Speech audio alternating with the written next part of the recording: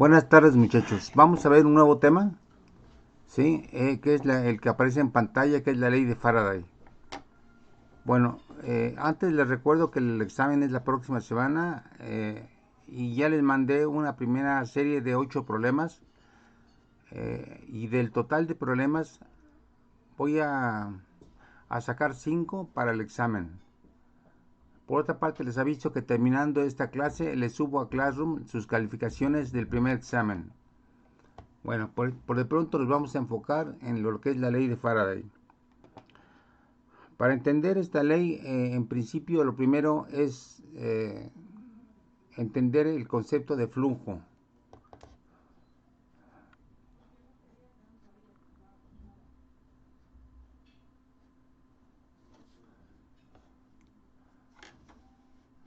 Bueno, el concepto de flujo es un concepto que de hecho se hereda del movimiento de los fluidos a través de ciertos conductos.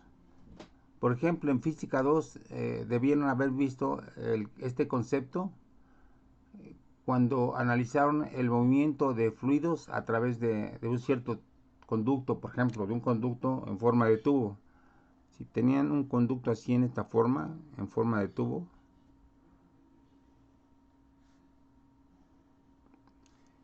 y estaba fluyendo a una velocidad v en este conducto que tiene una sección transversal A, entonces si era aire, por ejemplo, o era agua, o en general cualquier fluido, si fluía a través del tubo en esta dirección, entonces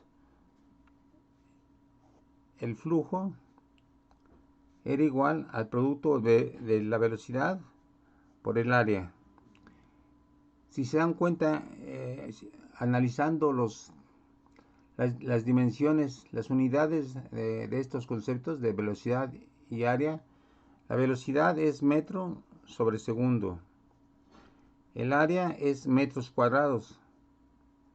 Entonces, metros por metros cuadrados nos daría metros cúbicos sobre segundo. Entonces, de acuerdo a esto, el concepto de flujo para fluidos, ¿sí?, es igual a el volumen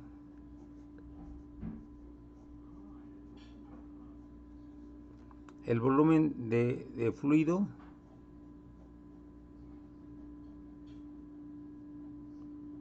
que cruza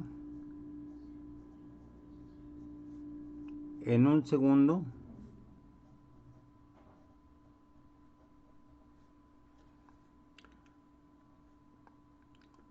el área,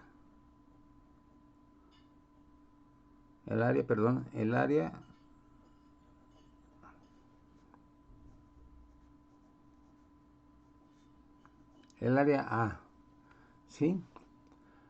O sea, puede ser que sean metros cúbicos, quiere decir que tenemos, por ejemplo, fluyendo, puede ser litros por segundo. El litro es una unidad de volumen, pero ustedes saben que un litro es la milésima parte de un metro cúbico. Entonces, si fluyeran 300 litros por segundo, pues fluirían 0.3 metros cúbicos por segundo, etcétera, etcétera, ¿no? Y esto puede ser tanto para el aire como para el agua. Entonces el flujo nos remite a algo que está atravesando esta sección transversal, ¿sí? Bien, entonces algo semejante ocurre con el flujo magnético, ¿sí?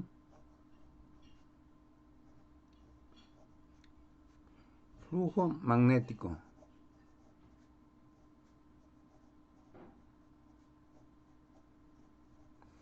En este caso, el flujo magnético, que lo vamos a denotar así, phi de B, va a ser igual. Antes era el producto de la velocidad por el área, ahora va a ser el producto de B, de un campo magnético, que atraviesa una cierta sección transversal A, ¿sí? Bueno, como A lo estamos utilizando para amperes, entonces en vez de esto vamos a utilizar B por una superficie S, ¿sí? Bueno, entonces, de forma entera análoga al concepto de flujo de algún ente material, pues vamos a suponer que tenemos una sección transversal S y que está cruzada por un campo magnético B, ¿sí? Entonces, el flujo magnético sería pues B por S, ¿sí? Eso en el caso de que el campo magnético sea el mismo a través de toda la sección transversal S, ¿sí? Pero en el caso en que tuviéramos un campo magnético variable, por ejemplo así,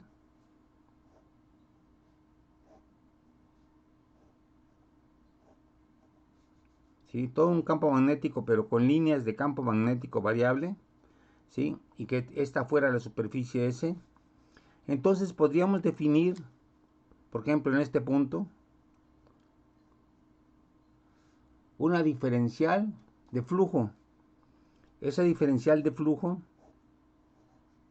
magnético sería B punto ds, donde ds es un vector que tiene como magnitud ds multiplicado por un vector unitario que sale, en este caso, sale de esta superficie. Entonces, nuestro amplificando esta representación, tendríamos aquí una diferencial ds, ¿sí? Una diferencial ds con un vector unitario que sale de aquí, y el campo magnético, por ejemplo, podría apuntar en esta dirección. Entonces B punto ds pues no es más que B por ds, este sería el d phi B, ¿sí? Por el coseno de teta, es decir, el coseno que hacen el vector unitario con el campo magnético, coseno de teta, ¿sí? Bueno, entonces, si queríamos sacar el flujo total, pues lo que hacemos es el flujo total, pues sería simplemente la integral de la diferencial de superficie, de la diferencial de flujo magnético a lo largo de toda la superficie, ¿sí? Entonces ese sería el flujo que está fluyendo a través de la sección transversal S. Bueno, entonces si se dan cuenta, pues este concepto se parece mucho a los conceptos de flujo para fluidos como el aire, como el agua, etcétera, ¿sí? Aquí es el producto de B por A, aquí es el producto de B por la superficie S, la sección transversal, o en forma de integral, pues es la integral de la integral en la superficie S de diferencial del flujo, ¿sí?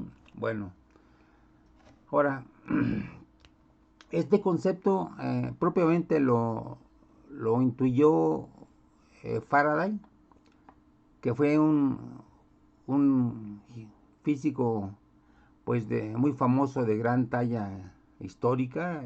A lo largo de la historia se le recuerda mucho, eh, sobre todo porque sus invenciones dieron lugar a un gran desarrollo de la industria, ¿sí?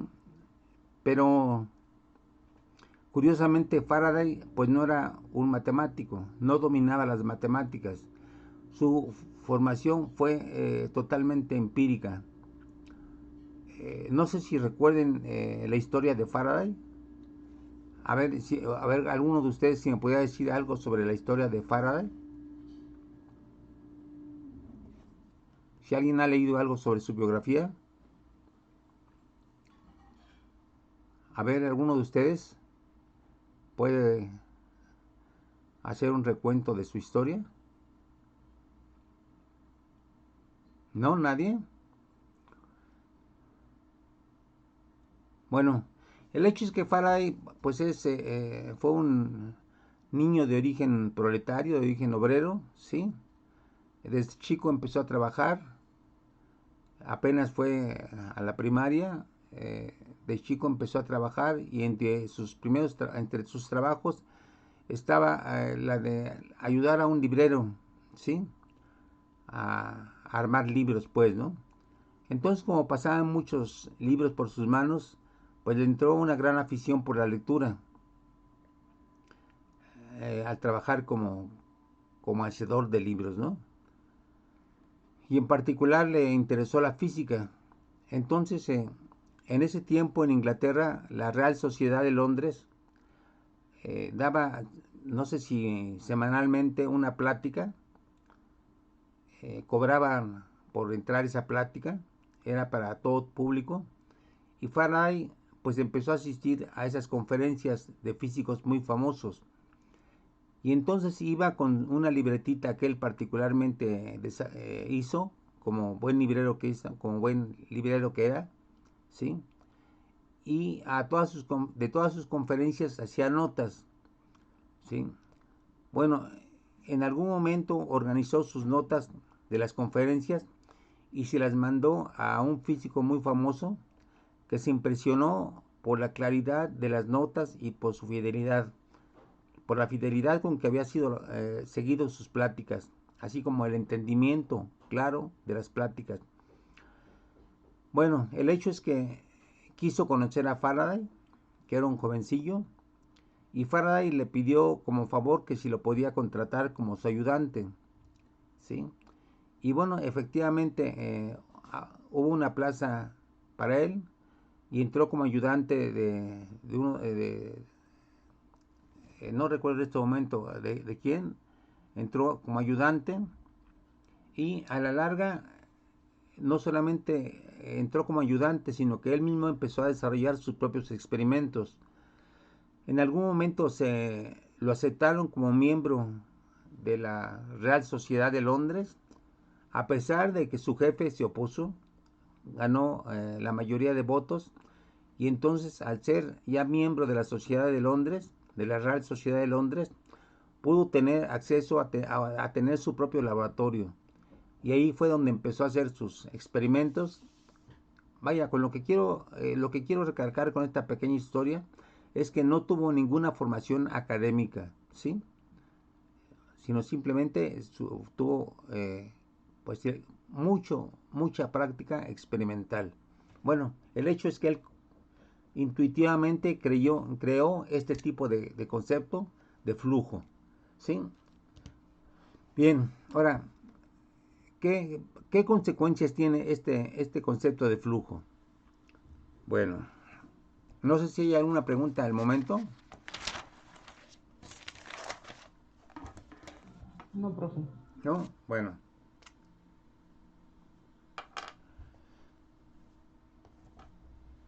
para cuando Faraday empezó a hacer experimentos con campos magnéticos y corrientes, ya, ya se había descubierto la relación entre la corriente y el campo magnético. Gracias a la ley de Ampère ya se sabía que una corriente produce en su derredor un campo magnético, ¿no? Y lo cual claramente lo decía la ley de Ampère, ¿no?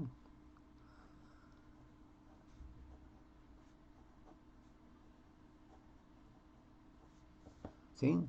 Recuerden lo que dice la ley de Ampère, que la integral cerrada de B.dl a través de una trayectoria que hemos llamado gamma, que es una trayectoria cerrada, esta trayectoria cerrada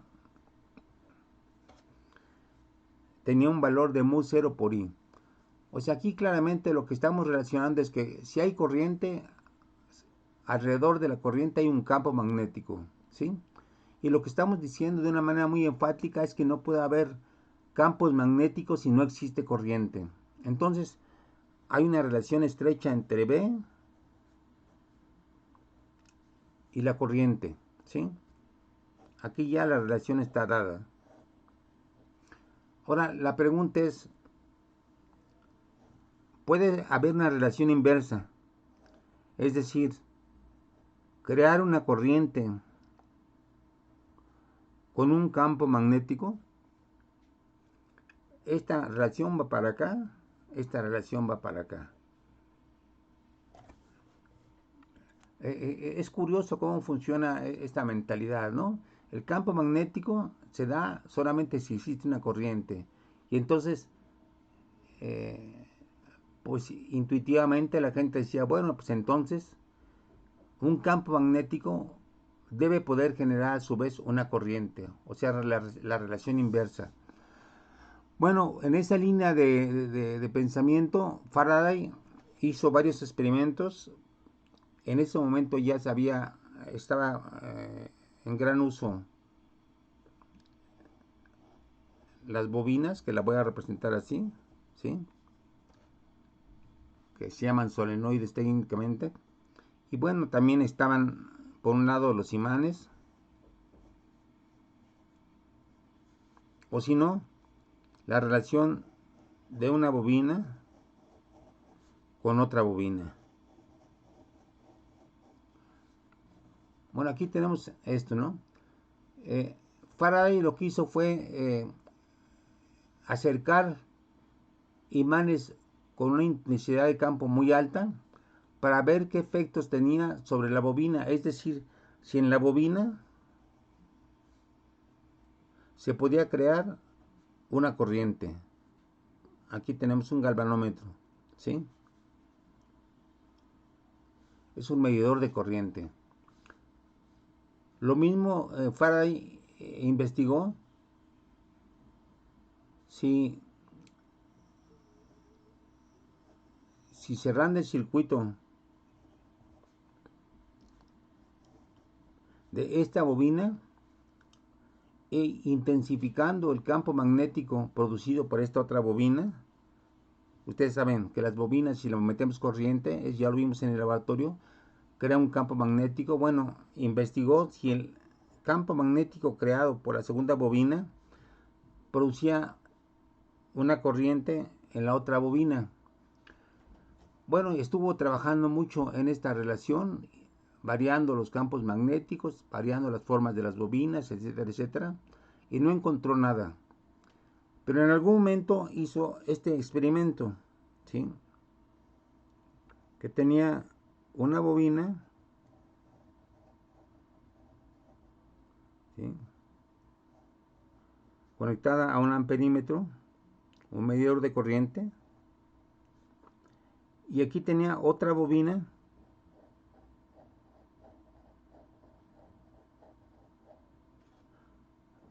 pues conectada también ahora a una fuente de corriente, ¿sí? Bueno, mientras la corriente estaba constante aquí no pasaba nada, pero en cuanto abrió el switch y se interrumpió la corriente, ¿sí? Vio que en el amperímetro se creaba un leve movimiento en su aguja indicadora de corriente, ¿sí? O sea, pasó de esta posición a esta posición cuando a Faraday se le ocurrió apagar la segunda bobina. Entonces, de este hecho experimental tan, tan rápido, ¿sí? Pero observado por un gran experimentador, a Faraday se le ocurrió la idea de que era la variación de la corriente lo que había producido la respuesta en la segunda bobina, lo que había producido una pequeña corriente. Pero desde luego que Faraday ya sabía que una corriente producía un campo magnético, entonces al al, al abrir la corriente, pues desaparecía el campo magnético y pasaba de un cierto valor, el campo magnético, a un valor cero. O sea, iba bajando rápidamente la corriente del campo magnético, perdón, hasta desaparecer. Entonces lo que él pensó es que lo que había pasado es que el campo magnético que cruzaba a la segunda bobina, a la primera bobina, había cambiado en el tiempo, atravesando esta sección transversal. Y entonces ahí vino la ocurrencia genial de decir, es el cambio del flujo del campo magnético, es decir, es el cambio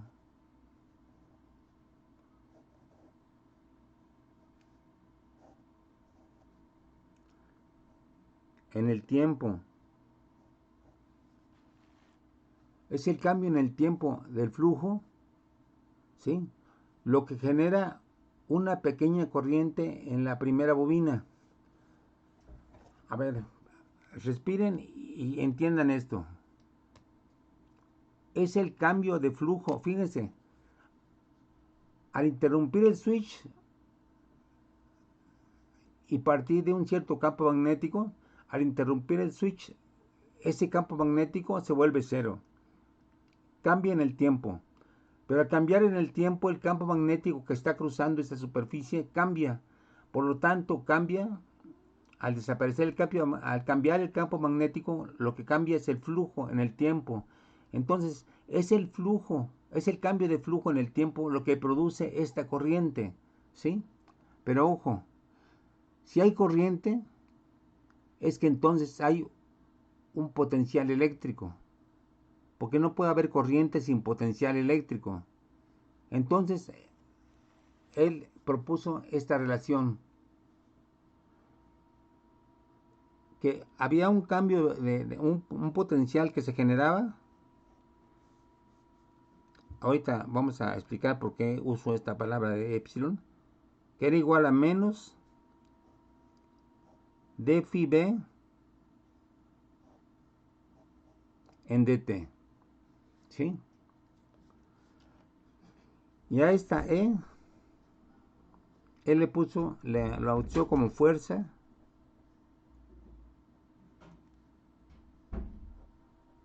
electromotriz, ¿sí? Ahora la pregunta es, ¿por qué este signo menos? ¿Sí? Bueno, pues lo que Faraday también observó es que, por ejemplo, tenía una espira. Vamos a simplificar sus experimentos. Tiene una espira. Luego aquí tiene cerca un imán. Digamos que está así, norte-sur. Fíjense lo que pasa. Originalmente el campo magnético del imán cruza la superficie interna de esta espira. Y claro, las líneas de campo pues son así.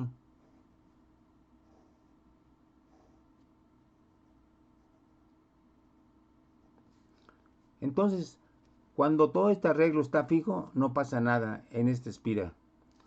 De hecho, vamos a ponerla así,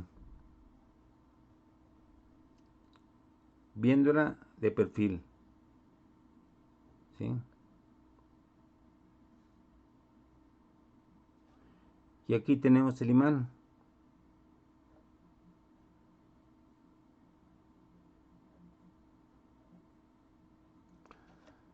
Bueno, al acercar el imán, a ver, vamos a ver, está fijo, salen las líneas de campo, ¿sí? Al acercarlo, cuando se acerca el imán a la espira, pues ¿qué pasa con el flujo?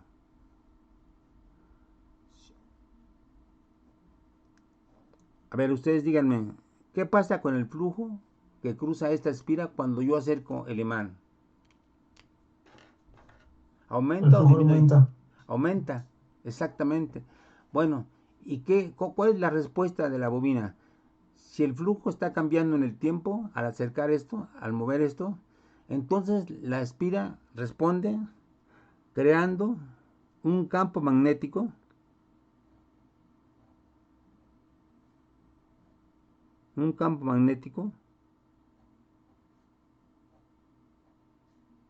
que se opone al aumento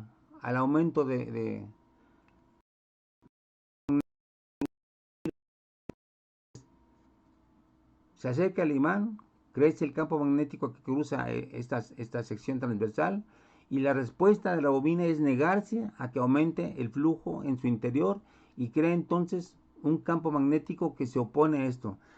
Pero este campo magnético señalado en rojo, ¿sí?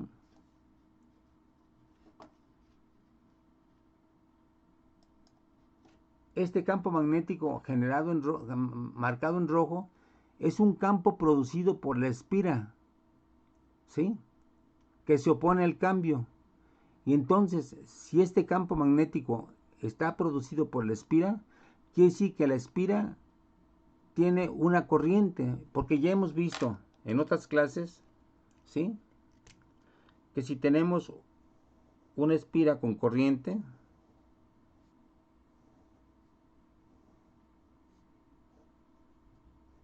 ¿sí? Este crea un campo magnético. Uh-huh. Por lo tanto, si hay este campo magnético, parecido a este campo magnético, quiere decir que la espira tiene una corriente. Y si tiene una corriente, es que entonces esa corriente es producida por un voltaje, una diferencia potencial, a la cual, dado que en ese tiempo no estaba estandarizado todavía los nombres de estos parámetros físicos, Faraday lo llamó fuerza electromotriz, pero que es idéntica conceptualmente al voltaje. ¿Sí? Entonces, aquí se abre todo un mundo de posibilidades. ¿Por qué? Fíjense, aquí hay dos cosas que hay que resaltar. Para que se mueva, el imán tiene, por cierta masa, cierto peso, ¿sí? Para moverlo hay que utilizar una fuerza mecánica, ¿sí? Porque es la única forma de mover esta masa. Y entonces se hace trabajo mecánico sobre el imán al moverlo, ¿sí? Y la respuesta de la espira es crear un campo magnético a través de una corriente, es decir, a través de una diferencia potencial. Entonces aquí estamos hablando de energía eléctrica, energía electromagnética, de hecho, ¿sí? Entonces, un movimiento mecánico genera una respuesta eléctrica. Un trabajo mecánico genera energía eléctrica. Entonces, aquí está la respuesta que andaba buscando Faraday y tantos otros físicos.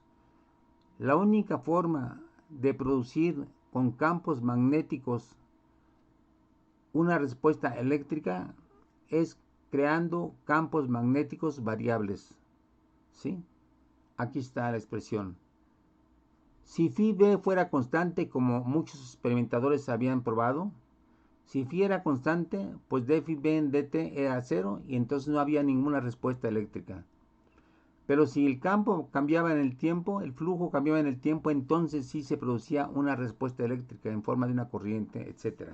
¿Sí? Pero les repito, aquí lo interesante es que, fíjense qué cosa tan sencilla y cómo ese hecho tan tan sencillo, pero tan cualitativamente nuevo, nos abre, como vamos a ver enseguida, todo un mundo de posibilidades. ¿Qué dice? Que con trabajo mecánico podemos producir energía eléctrica. En el tiempo en que esto se hace, ya la industria estaba muy desarrollada, ¿sí? O sea, ya Inglaterra tenía miles de fábricas que exportaban todo tipo de productos al mundo, pero esas fábricas evidentemente que tenían que utilizar energía para mover las máquinas, ¿sí? Por ejemplo, las máquinas que producían hilados y tejidos, etcétera, etcétera, ¿sí? O las que cortaban metal, en fin, toda una variedad de productos. Pero esas fábricas, ¿de dónde obtenían su energía? A ver, ¿alguien de ustedes me lo puede decir? ¿Era energía mecánica o qué tipo de energía era? Antes de Faraday, ¿de qué tipo de energía era? Sí, era energía mecánica obtenido de la combustión de motores. Ajá, bueno, entonces la combustión producía movimientos de válvulas o de, ¿cómo se llama? De pistones, y ese movimiento producía trabajo mecánico, ¿no? A través del calor, que fue la invención de Watt, ¿sí? La máquina de vapor, el motor de vapor de Watt, ¿no? Pero ¿qué otro tipo de energías había, aparte de la combustión? Aparte de la combustión, ¿qué otro tipo de fuentes de energía había?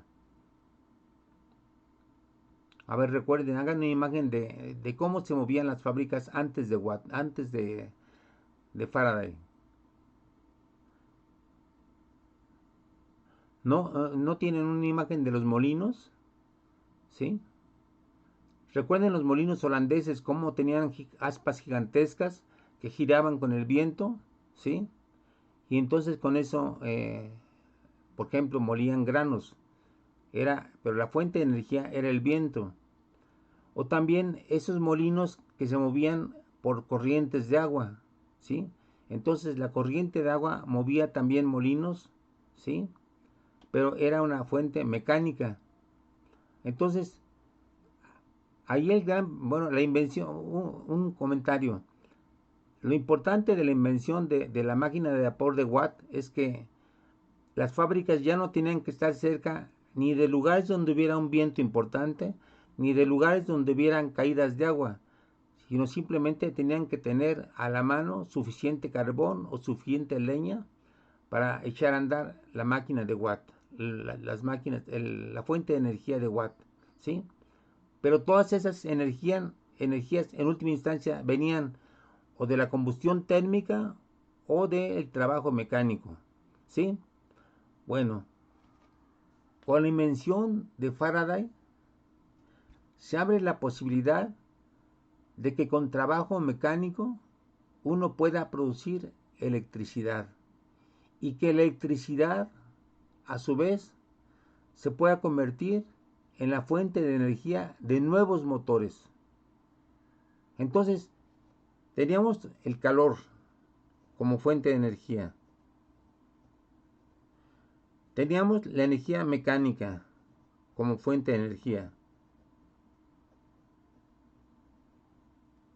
De hecho, los esclavos que movían a veces las máquinas grandes que molían las semillas, pues hacían trabajo mecánico, ¿sí?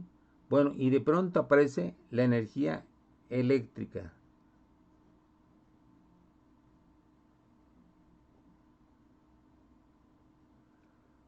Entonces, al calor, a la energía mecánica, se le agrega una nueva fuente de energía que es la energía eléctrica. Así como después se agregaría, por ejemplo, la energía nuclear, ¿sí? O las energías electroquímicas, que, como es la pila de Volt. Pero por de pronto, con Faraday se agrega una nueva fuente de energía que es eléctrica, pero que es producida por un trabajo mecánico. Ujú. Bueno, ahora vamos a imaginarnos cómo puede ser eso. Cómo el trabajo mecánico puede crear energía eléctrica. No sé si hay alguna pregunta o algún comentario. Bueno, en la clase de ayer de laboratorio lo que observamos claramente es que si cambiábamos el flujo dentro de una bobina se producía efectivamente una diferencia de potencial en sus extremos. Ujú. Bueno, entonces vamos a imaginarnos a qué conclusión, a qué repercusiones tuvo ese tipo de descubrimiento. El de que el cambio de flujo producía un potencial. Bueno, imagínense ustedes, voy a dibujar el perfil de una bobina o de una espira. ¿Sí? Y aquí voy a poner una caída de agua.